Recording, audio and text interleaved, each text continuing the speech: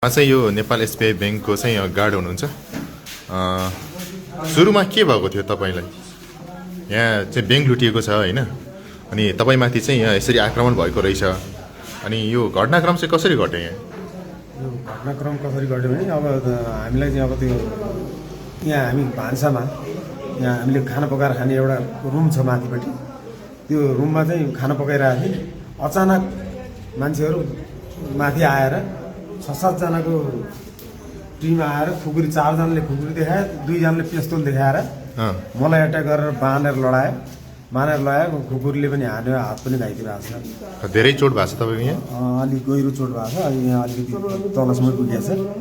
अनि अहिले त हस्पिटल गएर अलिकति भयो।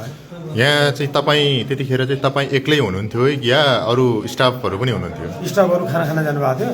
एकजना कति बजेको समय हो यो? 36 बजेको साँझ बजे 36 बजे। सुरुमा तपाईँ ढोका खोलेर बस्नु भएको थियो कि? ढोका खुल्लै थियो। ढोका खुल्लै थियो? यो ढोका लागेको थियो। तपाईँ यसमा बस्नु भयो तपाईँ यो रुममा? यो रुममा उ त्यो ग्यास भएको ठाउँमा।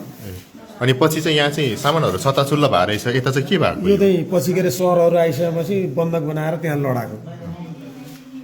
तपाईँलाई पहिला यहाँ बाँधेको कि के भएको? मलाई के अरे त्यहाँ अब जस्तो कि नबल भनेर मुख थिचेर अनि त्यहाँबाट बाँधेर त्यो डोरीहरू पनि त्यत्तिकै छ।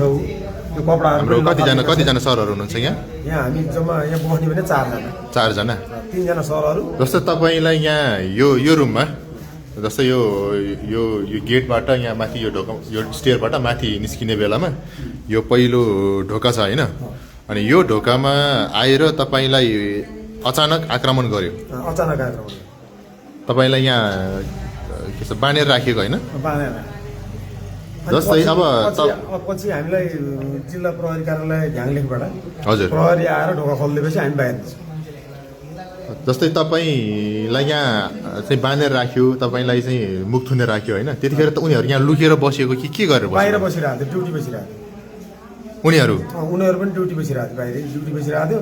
तल ताला फोरिरहेको जस्तो टङ डुङ आवाज आउँथ्यो।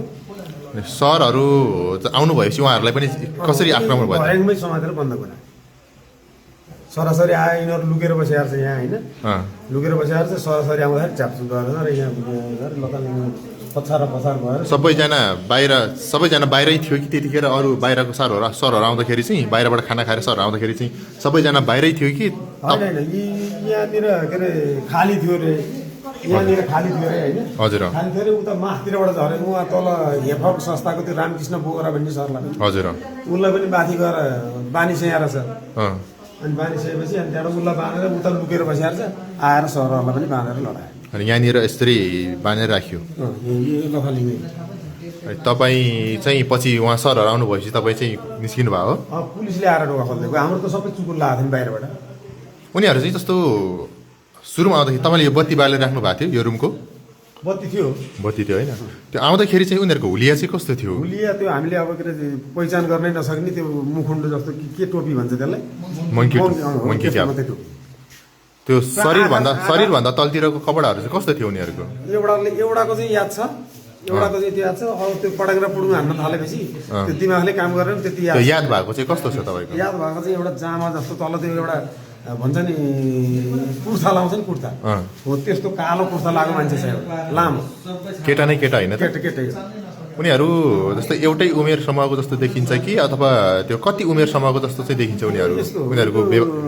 त धेरै भाइहरू हो तिनीहरू। त्यो बोलीको हिसाबले अनुहार त स्पष्ट हामीले देखिएन होइन। हतियारहरू चाहिँ के थियो? हतियार चाहिँ 2टा त्यो सेतो खालको त्यो स्टिलको जस्तो पिस्तोल देखियो। खुकुरी चाहिँ ठुल्ठुलै त छ, लामो त्यही मारै हान्ने जस्तो। 4वटा खुकुरी थियो, 4 जना। हजुर।